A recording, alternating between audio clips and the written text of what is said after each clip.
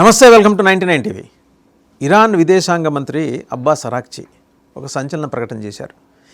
ఈ అనువాదకుల మీద నమ్మకం పోయి ఆయన ఈసారి నేరుగా ఇంగ్లీష్లోనే మాట్లాడేశాడు. లేని ఇందాక మాట్లాడేప్పుడు కూడా ఆయన ఎక్కడో సందేహం వచ్చింది, చేస్తున్న అనువాదంలో ఏదో తప్పు వచ్చిందని చెప్పేసి మళ్ళీ దానికి సంబంధించి క్లారిఫికేషన్ ఇచ్చే ప్రయత్నం చేశారు. బట్ దాంట్లో ఒక సంచలనం ఉంది. ఆయన మాట్లాడిన దాంట్లో ఇన్నాళ్ళు మాట్లాడిన అరాక్చి ఇప్పుడేం మాట్లాడాడు విశ్లేషించడానికి మనతో ఉన్నారు geopolitical affairs expert senior journalist Suresh Kochatla garu. Suresh గారు నమస్తే.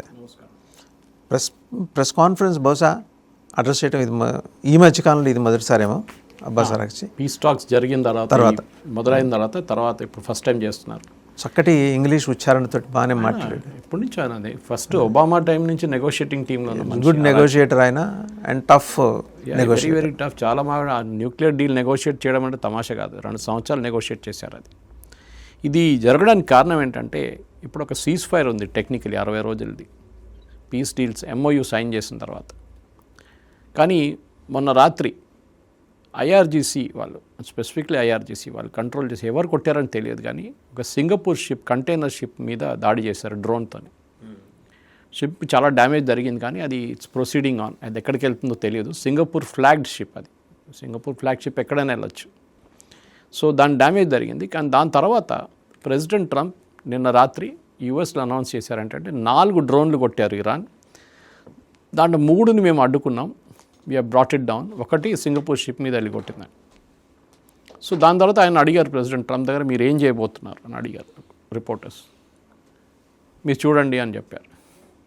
సో దాని తర్వాత సెంట్కామ్ నిన్న రాత్రి వాళ్ళ పొద్దున మన టైంకి స్టేట్మెంట్ ఒకటి ఇష్యూ చేశారు. మేము ఇరాన్లో ఉన్న కొన్ని స్ట్రాటజిక్ టార్గెట్స్ మీద దాడి చేశామని చెప్పి. సెంట్కామ్ అక్కడున్న US ఇరాన్ మీద దాడి చేశామని చెప్పి సెంట్కామ్ వాళ్ళు స్టేట్మెంట్ ఇచ్చారు. అది ఏంటి అని స్పెసిఫై చేయలేదు. ప్రొపోర్షనేట్ రెస్పాన్స్ అన్నారు. అంటే మమ్మల్ని ఇట్లా కొట్టారు, మేము కూడా ఇట్లా కొట్టాము, అంతే, అయిపోయింది. Rise of no peace. కానీ దానికి ఒక క్లారిటీ వాళ్ళ అరాచి మీరు చెప్పినట్టు ప్రెస్ కాన్ఫరెన్స్లో వచ్చింది. ఇంకా లైవ్ నడుస్తుంది అది, యాజ్ వీఆర్ రికార్డింగ్ ఇట్. దాంట్లో ఏం చెప్పారంటే ఒక లైన్ క్రాస్ చేశారు US గవర్నమెంట్. ఓకే, US మిలిటరీ, US గవర్నమెంట్ ఒక line, red line, big red line has been cross. Red line అంటే యూజువలీ డేంజర్ లైన్, మన లక్ష్మణ్ రేఖ లాగా.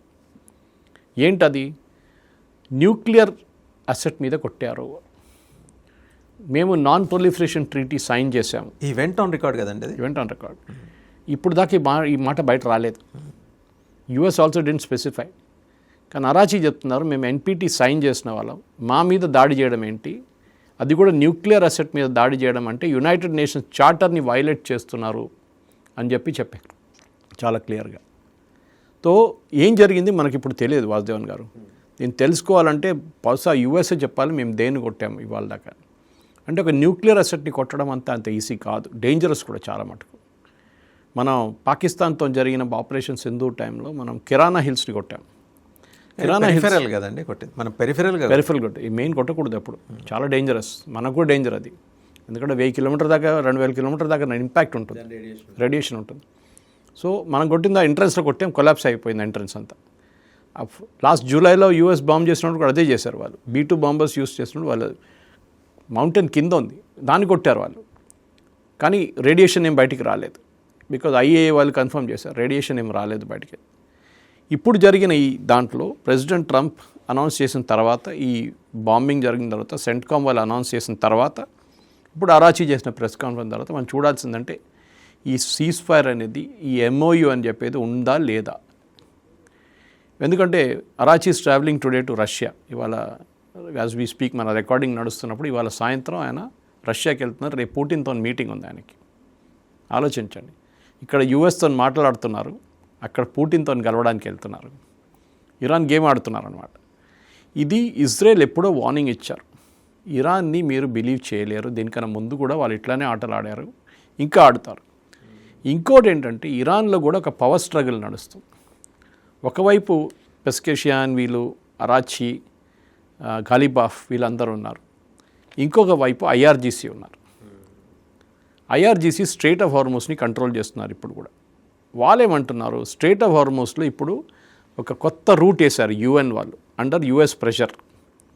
ఇది ఒమాన్ కోస్ట్ నుంచి దగ్గర నుంచి వెళ్ళండి, మీరు ఇరాన్ వైపు వెళ్ళి ఇట్లా రాకండి. ఓకే, ఇరాన్ ఏమంటున్నారు, కాదు అది మాకు హక్కు, మా వైపు నుంచే మీరు వెళ్ళాలి, మీరు ఇక్కడి నుంచి వెళ్ళకూడదు. అది ఇరాన్ ఎలా డైరెక్ట్ చేస్తుంది? అది కాదు, ఎందుకంటే వీళ్ళు బెండ్ అయ్యారు కదా యుఎస్ వాళ్ళ ముందు. మీరు అన్నది ఒమాన్ వైపు నుంచి కనుక వస్తే అంటే ఇలా వచ్చి కిందకు వచ్చి ఇలా ఇట్లా it is like this, it is like ఒక చిన్న మౌంటైన్ లాగా ఇటు వెళ్ళి ఇటు రాస్తారు ఒమాన్ వైపు నుంచి. ఒమాన్ ఇక్కడ ఉంది actually. So strait of Hormuz నుంచి you hugging the UAE coast technically. వాళ్ళు ఏమంటారు, మీరు కెషమ్ ఐలాండ్ నుంచి లోపల నుంచి వెళ్ళి బయటికి రండి, so that it's closer to the Iranian Coast. అక్కడ వెళ్ళినప్పుడు వీళ్ళు దమ్కి ఇవ్వచ్చు, కొట్టడానికి థ్రెటన్ చేయొచ్చు, అన్నీ చేయొచ్చు. ఇరాన్ ఏమంటున్నారంటే వాద్వాన్ గారు, విచ్ ఇస్ వెరీ సర్ప్రైజింగ్, ఈ ఎంఓయూలో ఇదే రాసిందేనా ఇంకేమైనా ఉందా అని డౌట్ వస్తుంది.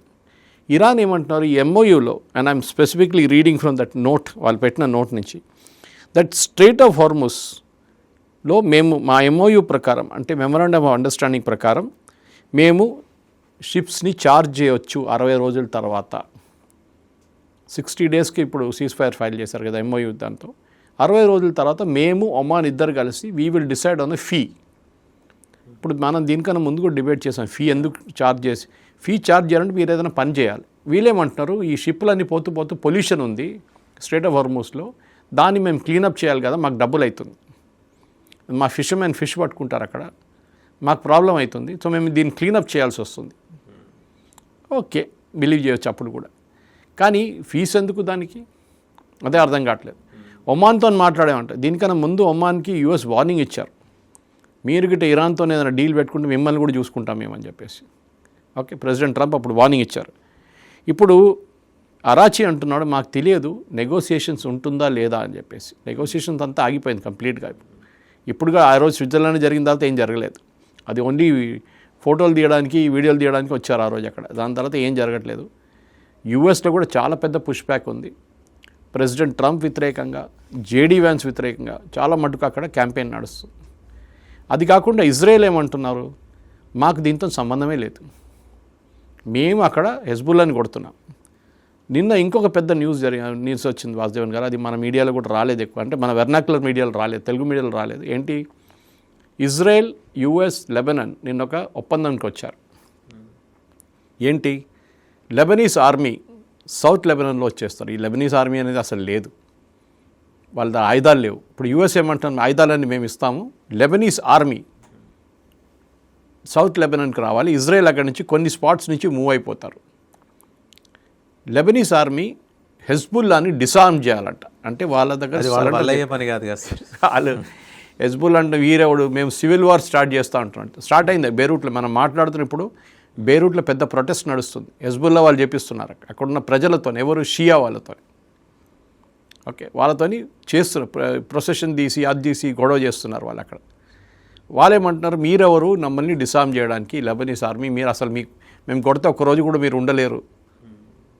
ఇజ్రాయెల్కి తెలుసు, దానికోసం వాళ్ళు డైరెక్ట్ అటాక్ చేస్తున్నారు, లెబనీస్ ఆర్మీ చేయలేరు. ఈవెన్ గాజాలో కూడా అదే వచ్చింది, మీకు గుర్తుంటుంది వాసుదేవన్ గారు. గాజాలు ఏమన్నారు సీజ్ ఫైర్లో, అక్కడున్న పాలెస్టీనియన్ అథారిటీ ఎవరు యాసిర్ అరఫాత్ వాళ్ళది, వాళ్ళు ఉన్నారో లేదో తెలియదు అక్కడ. Okay, Palestinian authority PA, they should disarm Hamas. Hamas అంటే ఇక్కడే ఆ పాలెస్టీనియన్ అథారిటీ ఎవడు లేడు ఇక్కడ, ఎవరు వచ్చి మమ్మల్ని సరెండర్ చేపిస్తాడు, మా ఆయుధాలు ఎవరు తీసుకెళ్తే చూస్తాం మేము, అక్కడ అట్లనే ఉన్నారు. సో ఇది ప్రాబ్లం. సో నెటన్యాహు చెప్పింది కరెక్టే, వీళ్ళు ఎవరిని పట్టించుకోరు. ఇరాన్కి ఏమో అక్కడ ఇంట్రెస్ట్ ఎక్కువ, హెజ్బుల్లా దగ్గర. హెజ్బుల్లా మీ అంటే మీ అలయ్యా, మీ ఫ్రెండ్సా, మీ పార్ట్నరా, ప్రాక్సీ కదండి, ప్రాక్సీ. మీరు ఎక్కడ ఉన్నారు, వాళ్ళు ఇక్కడ ఉన్నారు, మీ ఆ దేశం జరిగేది ఈ దేశం, అక్కడ గవర్నమెంట్ ఉందండి. హమాస్ ప్రాక్సీ, హూతీస్ లేదు, లెబనాన్లో ఒక గవర్నమెంట్ ఉంది, మీరు అట్లీస్ట్ గాజాలో లేదని చెప్పొచ్చు. లెబనాన్లో పార్లమెంట్ ఉంది, వాళ్ళకి ఎంపీస్ ఉన్నారు, దాంట్లో 14 మంది హెజ్బుల్లా వాళ్ళ ఎంపీస్ ఉన్నారు. అట్లాంటి పరిస్థితుల్లో మీరున్న 30% మంది పాపులేషన్ మొత్తం లెబనాన్ మీరే రూల్ చేస్తారా? వాళ్ళు క్రిస్టియన్స్ ఉన్నారు, ద్రూజ్ ఉన్నారు, ఒరిజినల్ లెబనీస్ ఉన్నారు, వీళ్ళన్నప్పుడు మేమే కంట్రోల్ చేస్తాం లెబనాన్ అంతా. ఎవరు? హెజ్బుల్లా, ఎక్కడి నుంచో వచ్చిన Hezbollah. So Israel side nothing doing, మేము చూసుకుంటాం. ఇప్పుడు ఈ ఒప్పందం ఇంప్లిమెంట్ చేస్తారా లేదా అనేది పెద్ద ప్రశ్న ఇప్పుడు. ఎందుకంటే లెబనీస్ ఆర్మీ చేయలేరు. యూఎస్ అంటున్నారు మేము హెల్ప్ చేస్తాం, మేము ట్రైన్ చేస్తాం. అంటే బేసిక్లీ యూఎస్ ఏం చేస్తారు, వాళ్ళ సోల్జర్స్ని తీసుకొస్తారు. లేకుంటే లెబనాన్ అంటే ఏం చేయలేరు. ఇజ్రాయెల్ అంటారు చూడండి, మీరే అన్నారు కదా డిసామ్ చేస్తారని, ఏం చేయలేదే. ఇప్పుడు మేమే చేసుకుంటాం, మీరు టెన్షన్ పడకండి, మేము చూసుకుంటాం వీళ్ళని, మాకు తెలుసు వీళ్ళని ఎట్లా హ్యాండిల్ చేయాలని. ఇది అక్కడ ఉంది. ఇటువైపు చర్చలు ఎక్కడ వెళ్ళట్లేదు. ఓకే, ఆ రోజు స్విట్జర్లాండ్లో మాట్లాడారు, మేము ఇది ఒక టెక్నికల్ గ్రూప్ సెటప్ చేస్తున్నాం. ఇమీడియట్లీ జేడీ వ్యాన్స్ అనౌన్స్ చేశారు, ఐఏ ఇన్స్పెక్టర్స్ ఇరాన్కి వెళ్తారు, ఇరాన్లో వెళ్ళి వాళ్ళు మొత్తం అన్ని న్యూక్లియర్ అసెట్స్ అన్ని చెక్ చేస్తారు. ఇమ్మీడియట్లీ గాలిపాఫ్ అన్నారు, ఎవడు ఎవరితో మాట్లాడారు, మాతో ఏం తెలియదు మాకు దీని గురించి. అది పోయింది. నెక్స్ట్ వీళ్ళు అన్నారు ఇరాన్ అన్నారు మా ఫ్రోజన్ అసెట్స్ అంతా రిలీజ్ చేస్తారని యూఎస్ అగ్రీ చేశారు. ఫస్ట్ వీళ్ళు డినై చేస్తారు యూఎస్, అట్లా ఏం లేదు మేము ఇవ్వం డబ్బులు. ఎందుకంటే ఒబామా డీల్ అదే ఉండే. ఒబామా 1.5 ఇచ్చాడు, వీళ్ళు 26 బిలియన్ అడుగుతున్నారు ఫ్రోజన్ అసెట్స్. అంటే వీళ్ళ అకౌంట్ అంటే ఫ్రీజ్ చేసేసారు యునైటెడ్ స్టేట్స్ గవర్నమెంట్, చాలా బ్యాంకులలో అక్కడిక్కడ. 26 బిలియన్ ఇస్తా. ఫస్ట్ కాల్ రోల్ డినై చేసిన తర్వాత వారం తర్వాత చేస్తాడు ఎస్ మేము అంగీకరించాం, కానీ కండిషన్ ఉంది, అమెరికన్ ప్రోడక్ట్స్ కొనాలి వాళ్ళు. మా దగ్గర ఉన్న కార్న్ కానీ మా దగ్గర ఉన్న గోధుమలు కానీ అవసరం కొనుక్కుంటాడు, కానీ వాడి దగ్గర ఉంది ఎందుకు కొనుక్కుంటాడు. మా దగ్గర ఉన్న గోధుమలు కానీ మా దగ్గర ఉన్న సోయా కొనుక్కోవాలి. అది United States farmers, the great United States ఫార్మర్స్కి పనికొస్తుంది. మిగతా ఫార్మర్స్ అంత గ్రేట్ కాదంట ప్రెసిడెంట్ ట్రంప్ ప్రకారం. ఓన్లీ యునైటెడ్ స్టేట్స్ ఉన్న ఫార్మర్స్ గ్రేట్ ఫార్మర్స్. ఇరాన్ అప్పుడు ఇమ్మీడియట్గా అన్నారు, వీళ్ళెవరు, మేము వీళ్ళ దగ్గర నుంచి ఎందుకు కొనుక్కోవాలి. యాక్చువల్లీ కొనడమే పెద్ద జోక్స్. వాసుదేవన్ గారు కొనుక్కొని అనుకోండి, ఇరాన్కి పంపిస్తారు, ఇరాన్ గవర్నమెంట్కి ఇచ్చేస్తారు. ఇది మీ దగ్గర నుంచి $10 బిలియన్ గోధుమలు, సోయాబీన్, కార్న్, గీన్ అన్నీ పంపిస్తున్నాం మేము మీకు. వాళ్ళు ఏం చేస్తారు, వాళ్ళు అది అమ్ముకుంటారు. ఐదర్ ఇక్కడ వచ్చే ముందే అమ్మేసుకుంటారు, లేకుంటే వచ్చిన తర్వాత వాళ్ళు ప్రజలకు అమ్ముకుంటే ఆ డబ్బులు తీసుకుంటారు. సో 10 బిలియన్ మళ్ళీ వాళ్ళకి వచ్చింది కదా. మీరేమన్నారు, 10 బిలియన్ మేము ఇవ్వం డైరెక్ట్గా వాళ్ళకి. ఒకటే బెనిఫిట్ అమెరికన్ ఫార్మర్కి వెళ్తుంది బెనిఫిట్ అని ప్రెసిడెంట్ ట్రంప్ పెద్ద డ్రామా చేస్తారు. ఎందుకంటే చైనా కొనడం బంద్ చేశారు సోయాబీన్ అంతా టారిఫ్ వార్ టైం నుంచి. ఇప్పుడు ఎక్కడైనా అమ్మాలి కదా, అదొక స్టోరీ. కంప్లీట్ మెస్అప్ జరిగింది. ఇప్పుడు అక్కడ ఏంటంటే అమెరికాలో ఒకవైపు ప్రెసిడెంట్ ట్రంప్కి ఆయన లాయల్ కోర్ ఓటర్ బేస్ ఒకటి ఉంది, మాగా బేస్, అది ఉంది 30-32%. మిగతా 70% ఆయన వ్యతిరేకం. ఇప్పుడు రాబోయే మిడ్ టర్మ్ పోల్స్లో ఎవరు గెలుస్తారని చాలా క్లారిటీ ఉంది. కానీ డెమోక్రాట్స్ కొంచెం ఇంకా వాళ్ళు టైటన్ అప్ చేసుకోవాలి వాళ్ళ క్యాంపెయిన్ని.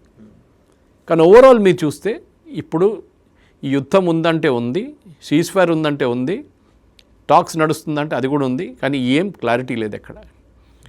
ఈ నిన్న రాత్రి జరిగిన బాంబింగ్లో ఇది ఇప్పుడు ఇరాన్ దాని తర్వాత ఏం చేశారంటే యూఎస్ బేసెస్ని మళ్ళీ టార్గెట్ చేశారు. ఇప్పుడు అది ఆయన క్లెయిమ్ చేశాడు కదా సార్, న్యూక్లియర్ ఫెసిలిటీ సెంటర్ అని, అక్కడ పేరు చెప్పట్లేదు. కానీ అది కూడా కాదు, ఇరాన్ రిటర్న్ అటాక్ చేశారు నిన్న రాత్రి. ఏది సేమ్ అది మన ఖతర్, బహ్రెయిన్, కువైత్ వీళ్ళ మీద దాడి చేశారు నిన్న. మళ్ళీ ఇప్పుడు వాళ్ళు ఊరుకుంటారా? యూఎస్ అంటారు వాళ్ళు మా బేస్ మీద కొట్టారు, ఇది యూఎస్ బేస్ మీద కొట్టామంటున్నారు. వాళ్ళని అటాక్ చేయట్లని చెప్పట్లేదు, వాళ్ళని అటాక్ చేసామని. బహ్రెయిన్లో ఉన్న 5th ఫ్లీట్ కానీ ఇక్కడ ఉన్న ఖతార్లో ఉన్న వాళ్ళ ఎయిర్ బేస్ మీద, అక్కడ ఉన్న సౌదీ అరేబియాలో ఇవి అన్నీ అటాక్ చేస్తారు. ఎగ్జాక్ట్ డీటెయిల్స్ ఇంకా వాళ్ళు ఇవ్వలేదు, ఎక్కడెక్కడ అటాక్ జరిగిందని ఎవరు మాట్లాడలేదు ఇప్పుడు. కానీ చాలా బోల్డ్గా బయటకు వచ్చి చెప్పాడు కదా sir foreign affairs minister Abbas Araghchi. US చెప్పలేకపోయింది. సో ఇప్పుడు ఈ పరిస్థితుల్లో స్టేటస్ కో అనేది లేదు. మళ్ళీ వీళ్ళు కలుస్తారా, నో గ్యారంటీ. కానీ ఇప్పుడు అందరికన్నా పక్కన కూర్చొని నవ్వుతున్న మనిషి, ఎంజాయ్ చేస్తున్న మనిషి బెంజమిన్ నెటన్యాహు. నేను ఎప్పుడో చెప్పాను కదా, వీళ్ళతో ఏ ఒప్పందం నడవదు. దీనికన్నా ముందు కూడా ట్రై చేసాం, నడవలేదు ప్రెసిడెంట్ ఒబామా టైంలో. మీరు ఏం చేసినా కానీ ఇరాన్ ఇంతే డబుల్ గేమ్ ఆడతారు మీతో. మీరు అక్కడ ఎంఓయూ సైన్ చేశారు, దాని వ్యతిరేకంగా కూడా వచ్చి మాట్లాడారు వాళ్ళు. ఎంఓయూలో మనం అసెట్స్ అన్ని ఫ్రీజ్ చేసేస్తున్నాం, న్యూక్లియర్ ఇన్స్పెక్టర్స్ రారు. ఇప్పుడు మీరు ఏం చెప్తారు, మీరు సహించండి అంతే, ఇంకేం లేదు. యూఎస్ ఏం చేయలేరు. ఇంకా నేను అప్పుడే చెప్పాను మీకు, ఇదంతా ఒప్పందం పెట్టకండి అని చెప్పి ప్రైమ్ మినిస్టర్ నెటన్యాహు చెప్పారు. కానీ వీళ్ళు పట్టించుకోలేదు. పీస్ డీల్ చేయాలని చెప్పి ప్రెసిడెంట్ ట్రంప్ వెళ్ళారు. ఇప్పుడు అక్కడ లేని ఇక్కడ లేని పరిస్థితికి అయిపోయారు. స్టేల్మేట్ కన్నా డేంజరస్ ఏంటంటే ఇప్పుడు ప్రెసిడెంట్ ట్రంప్ ఇప్పుడు రియాక్ట్ చేయకపోతే వాళ్ళ బేస్ మీద కొట్టారు. అమెరికాలో ఏమంటారు, ప్రెసిడెంట్ ట్రంప్కి దమ్ము లేదు, అమెరికన్ బేస్ మీద దాడి చేశారు, ఖత్తర్ బేస్ మీద కాదు, ఖత్తర్ నేషన్ అని కాదు, బేస్ మీద దాడి చేశారు. And this has to be answered. అంటే మీరు మళ్ళీ బాంబింగ్ చేయాలి, అక్కడే ప్రాబ్లం వస్తుంది. రైట్ సురేష్ గారు, thank you. Thank you very much. So చూసాం కదా, అంటే అబ్బాస్ అరాక్చి ఇరాన్ విదేశాంగ మంత్రి బయటకు వచ్చి చేసిన సంచలన ప్రకటన, దట్టు ప్రెస్ కాన్ఫరెన్స్లో చాలా మంది ఐబ్రోస్ అలా లేచి చూసేలా చేసింది. అంటే కనుబొమ్మలు ఇలా పైకి అని మరీ చూస్తున్నారంటే న్యూక్లియర్ ఫెసిలిటీ మీద కొట్టారు, కానీ ఎక్కడ అని డీటెయిల్స్ రివీల్ చేయట్లా. ఆయన ఏదో ఎవరి సానుభూతి కోసం ఆ మాట చెప్పలే, జరిగింది కాబట్టి చెప్పుంటాడు. మనం కూడా చేసాం ఇందాక సురేష్ కొచ్చట్ల గారు అన్నట్టు, కిరాణా హిల్స్లో పెరిఫెరల్ అటాకే చేసాం, ఆ టచ్ చేసి చేయనట్టు అనమాట. ఇప్పుడు ఇరాన్ న్యూక్లియర్ ఫెసిలిటీ మీద కూడా అలా అమెరికా చేసిందా? It's a big question. సాక్షాత్తు ఆ దేశ విదేశాంగ మంత్రి చెప్పినప్పుడు నమ్మి తీరాలి మనం, ఆయనకైతే అబద్ధాలు చెప్పాల్సిన అవసరం లేదు. ఎంతోమందిని కోల్పోయారు యుద్ధం మొదలైనప్పటి నుంచి ఇప్పటిదాకా, వాళ్ళు ఎంతోమందిని కోల్పోయారు, అది కూడా అందరికీ తెలిసిన విషయమే. ఇప్పుడు ఇది ప్రతిష్టంభనకి మించిన ప్రమాదమా, ప్రతిష్టంభనతో ఆగిపోతుందా? దీనికి మరి ఈ సీజ్ ఫైర్ టైం ఉంది, 2 నెలలు అనుకున్నాం, అందులో 1 నెల అయిపోయిందా సురేష్ గారు? 1 నెల అయిపోయింది, ఇంకొక నెల. ఇది ఇప్పుడు 8 రోజులు అయింది. 8 రోజులు అయింది సీజ్ ఫైర్. ఈ సీజ్ ఫైర్ 8 రోజులు పోను, మిగిలిన మళ్ళీ 52 రోజులు మనం వెయిట్ చేయాల్సిందే. ఈ 52 రోజుల్లో ఏమైనా అద్భుతాలు జరగచ్చు. ఏమో గుర్రం ఎగరవచ్చు అని చదువుకున్నాం కదా, అలా ఎగరొచ్చేమో గుర్రం. అండ్ ఇరాన్కి చెందిన వ్యవస్థల్ని ధ్వంసం చేసే కార్యక్రమానికి ఒకవేళ అమెరికా నడుం బిగిస్తే ఇరాన్ రెస్పాన్స్ ఎంత తీవ్రంగా ఉంటుందనేది కూడా ఇక్కడ మనం ఆలోచించాల్సిన విషయం.